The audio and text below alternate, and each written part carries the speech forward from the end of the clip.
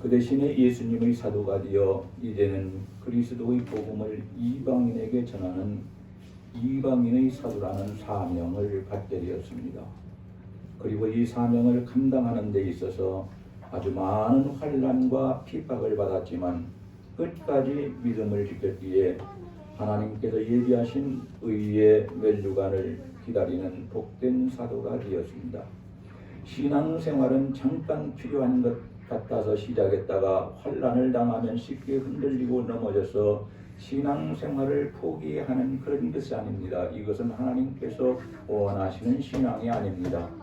우리가 한번 예수 믿고 신앙생활을 시작했으면 하나님의 말씀을 따라서 순종하며 살아야 하는 것이고, 아무리 힘들고 어려운 일이 있다 할지라도 마지막 순간 끝까지 죽는 순간까지 믿음을 지키는 복 있는 사람이 되는 것이 우리 하나님께서 우리를 향하신 그러한 기뻐하신 뜻입니다.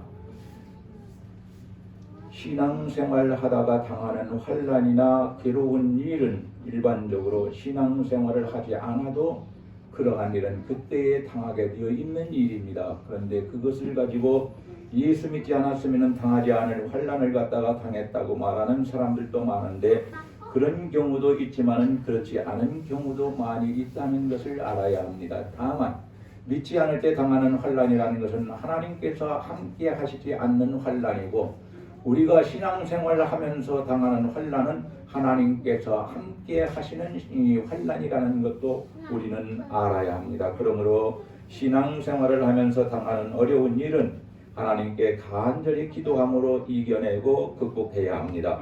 오늘 우리는 끝까지 믿음을 지키고 사명을 감당함으로 의의 면류관을 받아 쓰는 성도들이 되기를 주의 이름으로 간절히 축복합니다. 첫째로, 성도는 자기 자신을 잘 지켜야 합니다. 유다서 1장 22절을 보면은 내 자신을 지켜 정결케 하라고 했습니다. 그리고 디모데전서 5장 22절을 보게 되면은 하나님의 사랑 안에서 자기를 지키며라고 말씀합니다. 사람이 자신을 지키는 것은 참으로 어렵고도 힘든 일이라고 또한 하나님은 말씀하십니다. 자신의 생각과 생각 속에서 나오는 말, 그리고 그 말대로 행동해서 지키지 못하면 자신도 모르는 사이에 중요한 것들이 우르르 하고 무너져 내리기 시작합니다. 그러다가 마지막에는 자신이 상상하지 못했던 어려운 상황에 처해 되고, 그리고 끝까지 신앙생활을 하지 않게 되면 그 사람은 결국 죽음이라는 것을 통해서 지옥에 들어가게 되고 마는 것입니다. 잠언 13장 3절에 보니까 입을 지키는 자는 자기의 생명을 보존하나 입술을 크게 벌리는 자는 멸망이 온다라고 했습니다. 사람이 입이 무거워야지 이 사람 저 사람에 대해서 제대로 알지도 못하면서 여기저기 다니면서 남의 말을 하는 자는 결국 멸망이 자기에게 다가와도 피할 수가 없다는 무서운 말씀입니다. 그러므로 예수 믿는 사람들은 무림의 입이 가벼워야 할 때는 예수를 증거해야 하는 것, 그때인 것이고, 그리고 평상시에는 사람과 사람 사이에 했던 말이나 생각했던 것은 이 입이 무거워서 이 사람에게 그 말을 옮기지 않을 수 있어야 하는 것입니다.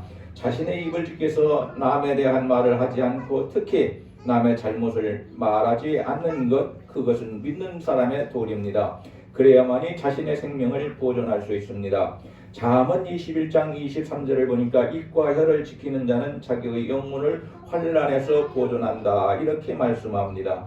또 야고보서 1장 19절에 보니까 듣기는 속히 하고 말하기는 더디하고 속내는 것도 더디하라, 이렇게 말씀합니다. 그런데 저는 아직도, 여러분들은 어쩐지 모르겠지만 저는 아직도 이 속내는 것을 잘라버려야 되는데 잘라내지 못하고, 이것이 죽은 줄 알았는데 또 살아나고 해서 나를 괴롭히는 가장 큰 것이 성내는 것이다 라는 것을 지금도 깨닫고 기도하는데, 아직도 여러모 성내는 것이 없어지질 않아서 다른 사람도 괴롭게 하지만은 나 자신을 더 괴롭게 하는 것, 이것을 위해서 기도하고 있습니다만 인간의 노력만 가지고서는 안 된다는 것을 깨닫게 됩니다. 여러분, 입이라는 것은 말이 나오는 창문이고, 말은 그 사람의 인격과 삶의 표현이나 거울과 같은 것입니다.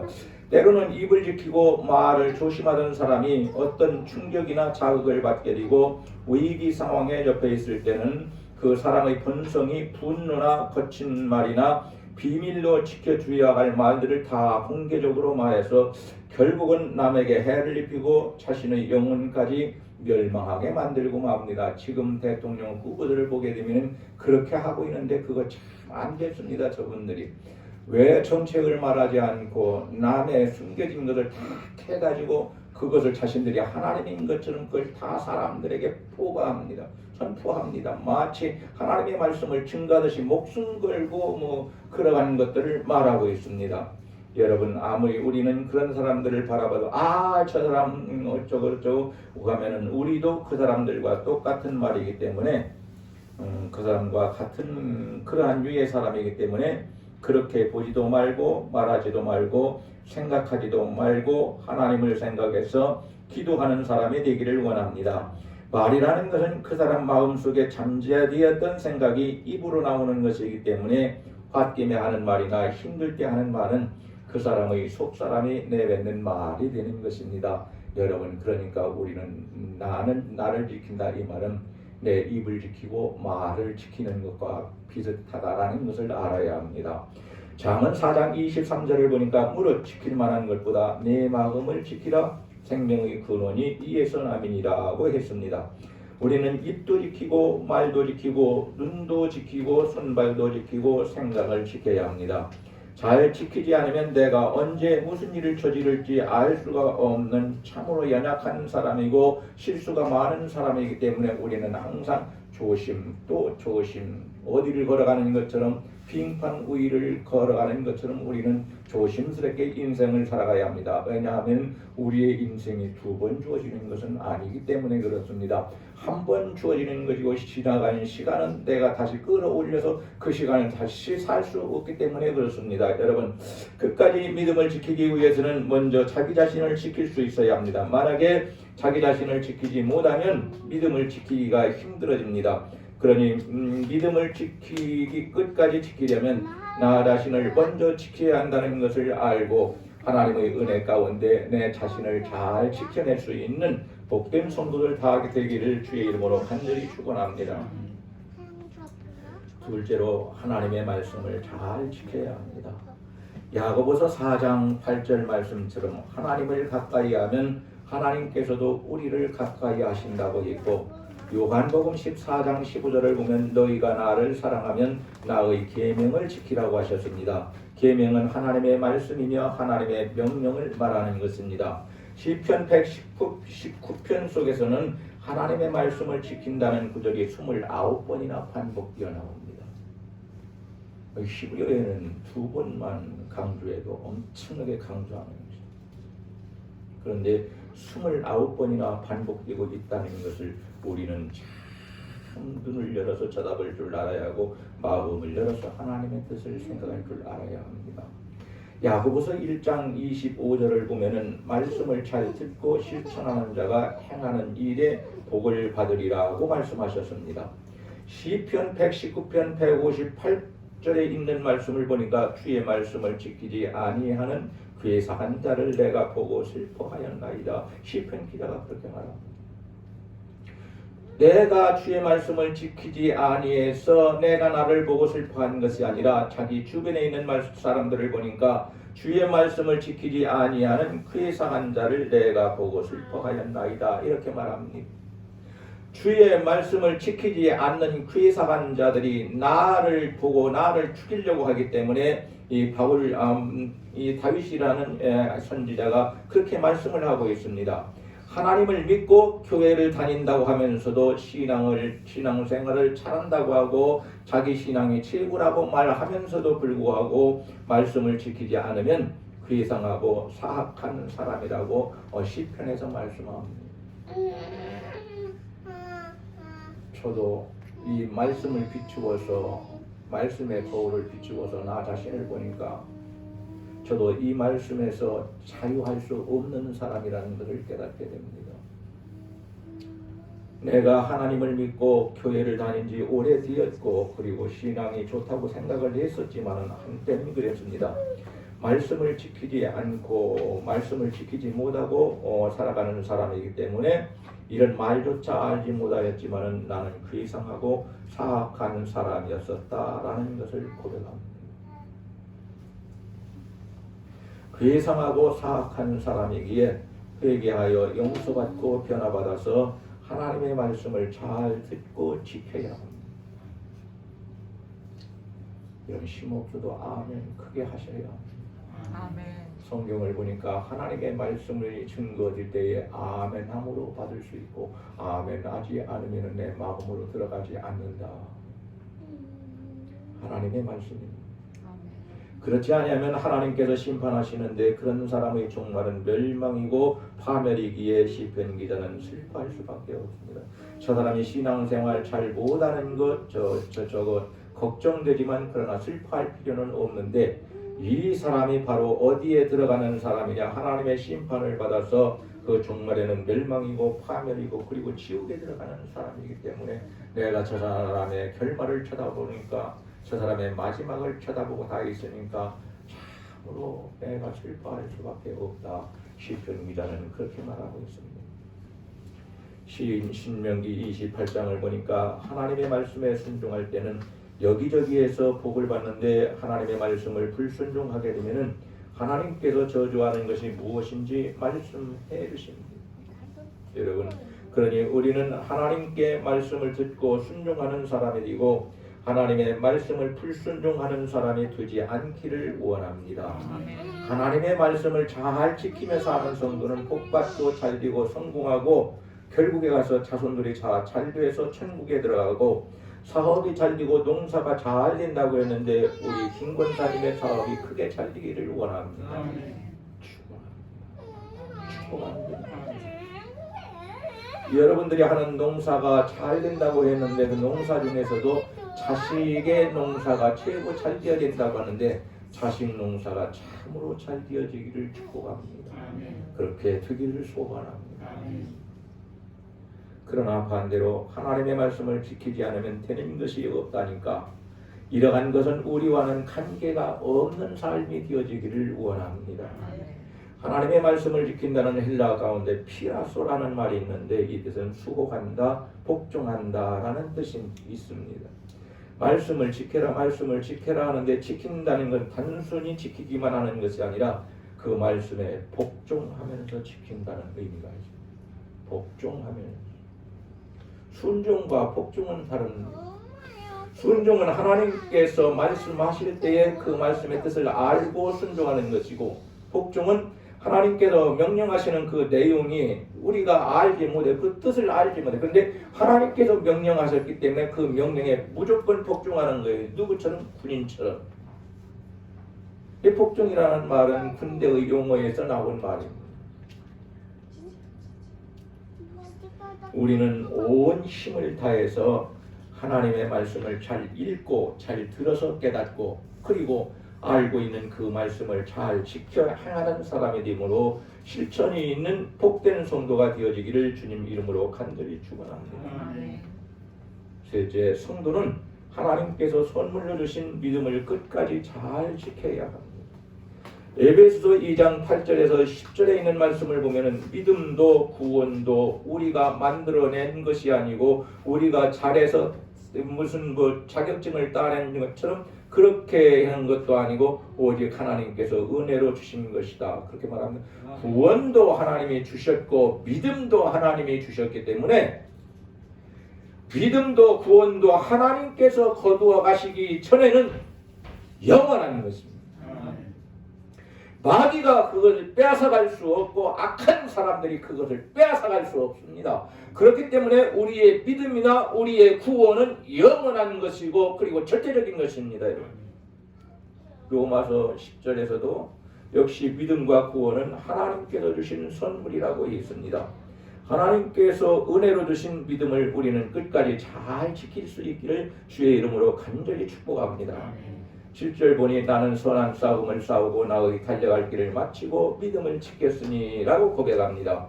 우리가 알고 있는 것처럼 믿음은 눈에 보이지도 않고 손으로 만져지지도 않습니다. 그래서 믿음을 지키는 것은 집을 지키고 은행을 지키는 것보다도 더 힘들다 어느 신학자들은 그렇게 말하기도 하는데 그것은 당연한 것입니다.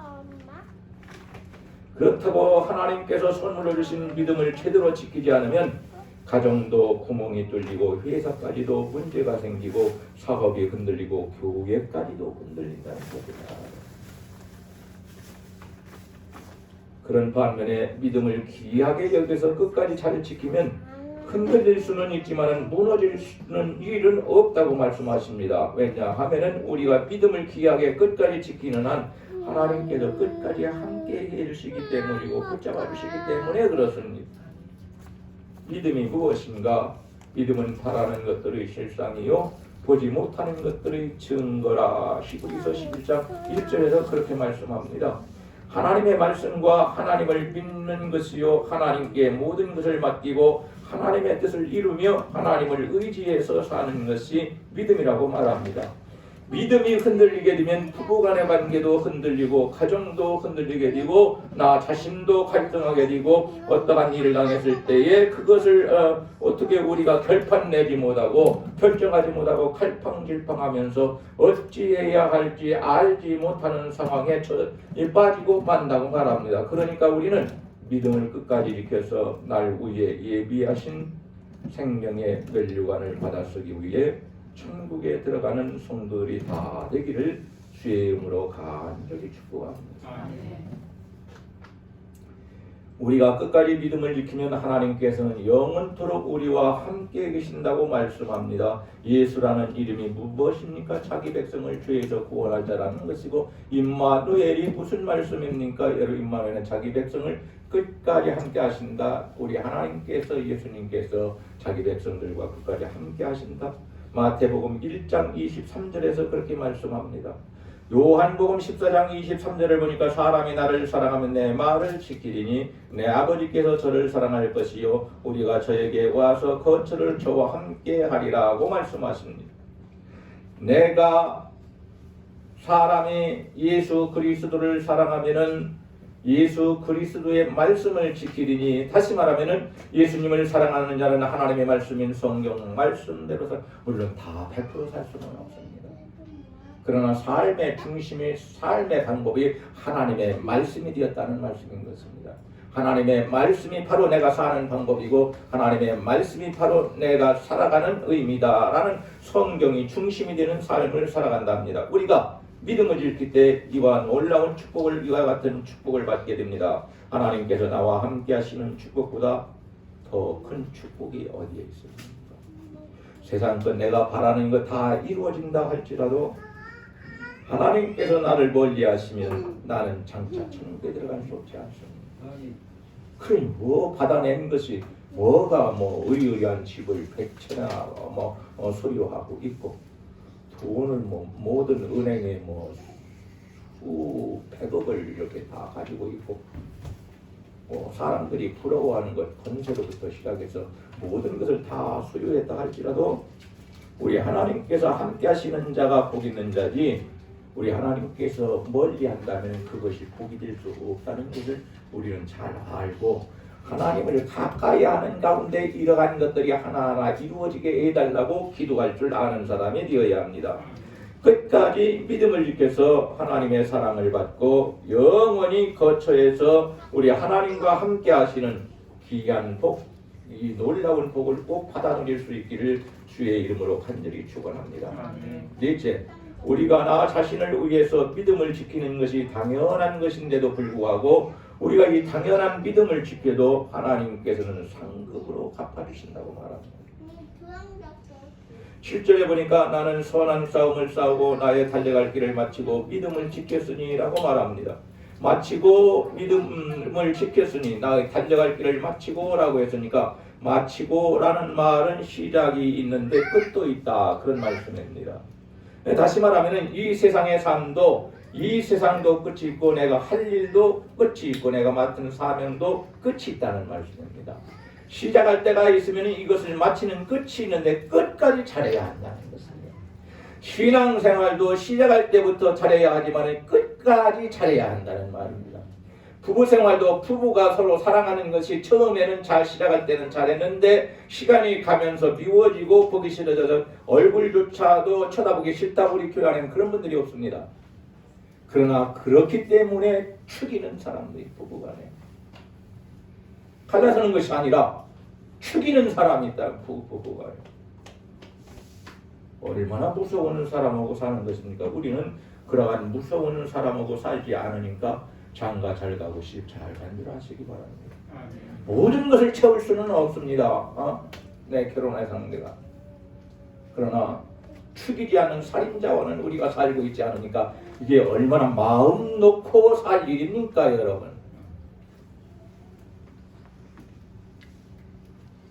문제는 이 세상에서 끝이 왔을 때 할 일을 다 하고 자기 본분을 다 마쳤는가가 중요한 것입니다. 이제 우리는 신앙의 잠에서 깨어난 애가 지금 하나님을 위해서, 교회를 위해서 무엇을 해야 하는가 라는 것을 진심으로 깨닫고 실천할 수 있는 복 있는 사람, 하나님의 사람이 되기를 주의 이름으로 간절히 축원합니다. 아멘. 무엇이든 시작할 때는 이러한 방법으로 하겠다고 결단을 하지만 그 일도 하나님께서 주신 사명도 다 마치지 못하고 우리에게 주신 시간은 벌써 많이 지나가 버렸고 남은 시간은 자꾸 짧아져 가는데 언제 주님께서 주신 사명을 감당해야 할지 마음에 조급할 때가 있고 마음에 괴로울 때도 있고 이 사명을 감당하고 가야 되는데 다른 것은 못 이룬다 해도 이것 하나는 해야 되는데 우리가 이것을 감당할 수 있기를 주의 이름으로 간절히 축원합니다. 무엇을 주님이 주신 사명을 감당하기를 원합니다. 제가 지난주에 화이자라는 그 백신을 맞았더니 이번에는 제가 못 이겨. 연마디니 뭐 어디니 뭐 살아있는 곳은 아프지 않은 곳이었더라고요. 참 이 백신 맞고 고생하셨다는 건데 지가 뭐 그걸 체험할 필요는 없는데 아는데 그런 아픔을 또 체험까지 하게 하셔서 나보다 먼저 이 화이자나 백신 맞고 아파했던 사람들의 고통을 또 알게 되겠더라고요. 숨 쉬는 것도 힘들어요. 밥을 먹지 못하고 일어나지 못하고 앉아있지도 못하고 걸어가지도 못하고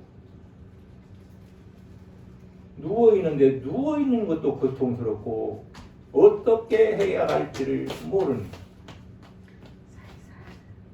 밥 조금만 먹어 목사님 밥 조금 잡수셔야 쥐다 힘내서 가지어가지고 먹을 수가 있어야 그렇죠. 주일날 교회 가는 것도 하나님이 허락하셔야 가지 내가 혼자 힘써서 되는 것. 나 이거 이번 백신은 기도도 않고 맞았어. 뭐 별것 아니라고 생각을 했어요. 이번. 근데 맞아라 자꾸 연락이 와서 이제 가서 이 뭡니까 저기 뭘 하고 예약을 하고 그리고 거기에 가서 맞았는데 맞은 날 조금 안 좋고 그 이튿날 좀 많이 안 좋은데 서재에 가서 막 공부를 했어요. 아니 그렇게 아픈데 어떻게 공부를 그럼 더 안 될 텐데요. 아니 내가 지금 죽을 각오를 하고 공부한다네. 너무 오랫동안 하나님의 일을 하지 못했기 때문에 나는 지금 이렇게라도 해야지 내가 남은 시간이 얼마 됐는지도 얼마나 남았는지도 몰라고 간 시간은 내가 66세잖아요. 66년을 지금 보냈는데 그만큼 내가 살 수 있겠냐. 이제 얼마 안 남았겠지. 그러니까 내가 언제 주의를 감당한다는 말이냐. 내가 그거 하나만큼은 꼭 해야 할 일이 있는데 이건 내가 해놓고 가고 있습니다. 이건 내 사명이고 그리고 성도들에게 꼭 필요한 것이고 교회에 필요한 것이고 예배에도 필요한 것인데 내가 이것을 하지 않으면 내가 뭐 대신 해줄 수 있는 것도 아니고 하나님은 나한테 맡겨줬으니까 내가 그래도 좀 쉬었다 싶어.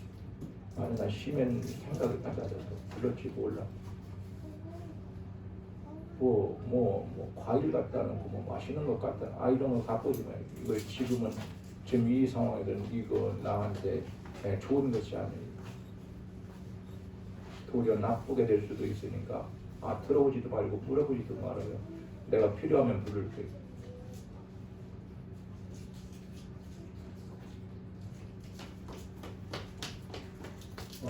그러면서 생각을 했습니다. 남은 시간은 자꾸만 짧아져 가는데 주님께서 주신 사명을 제가 언제 다 감당할 수 있냐.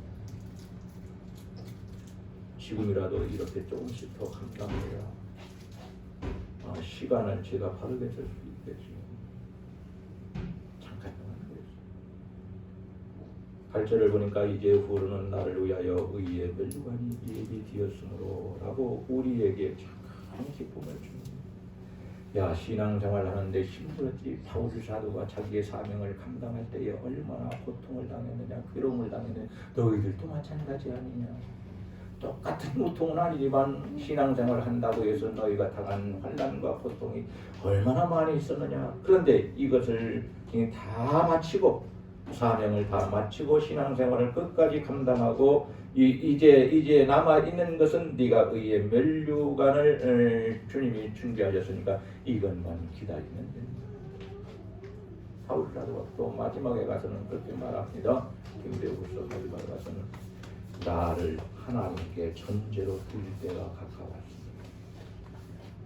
전제라는 말은 모든 질문을 하나님 앞에 드리고 가장 마지막 순간에 부엌 위에다 붓는 포도주를 말합니다. 이것을 전제라고 하는데 이것을 사람에게 비유할 때는 하나님 내 피를 하나님 앞에 쏟아부십니다. 이 말은 내 생명을 하나님께 쏟아부십니다. 더 이상 할 수 있는 것이 없고 피 하나만, 생명 하나만, 이것도 하나님께서 온 것이니 하나님께 드립니다. 바울 사도의 아주 자랑스러운 고백을 봅니다. 나도 저런 사람이 되어야 하는데 알기는 아는데 되지는 못하는구나. 이것이 슬픈 일이기도 합니다. 하나님 보시기에 결격 사유가 없이 해야 할 일을 다 하고 달려갈 길을 다 달렸기에 하나님께서 멸류관을 씌워주신다고 말씀합니다. 우리는 이 땅에서 죽을 때가 있고 그때는 가족들과 함께 헤어질 수밖에 없습니다. 교회에 더 이상 나올 수도 없고 교회는 우리 대신 하나님께서 많은 자녀들을 모르는 사람들을 보내주실 것입니다. 우리가 알지 못하는 모르는 사람들을 앞으로 하나님께서 많이 보내주시겠지. 우리가 죽는다 할지라도. 그리고 이 세상 떠날 때 천국에 들어갑니다. 주여, 인생의 마지막 날이 오기 전에 우리의 믿음이 더욱 굳세게 해주시고 주께서 주신 사명을 잘 감당하여 충성을 하게 해주시고 하나님께서 주신 힘을 가지고 달려갈 길을 다 가고 이 세상 떠날 때 하나님께서 천국에서 기쁘게 받아주시며 주 앞에 설 때에 영광의 멸류관이 씌워지고 상을 받게 하옵소서. 바울 사도의 이러한 고백이 우리의 고백이 되기를 주의 이름으로 간절히 축원합니다. 기도하시겠습니다.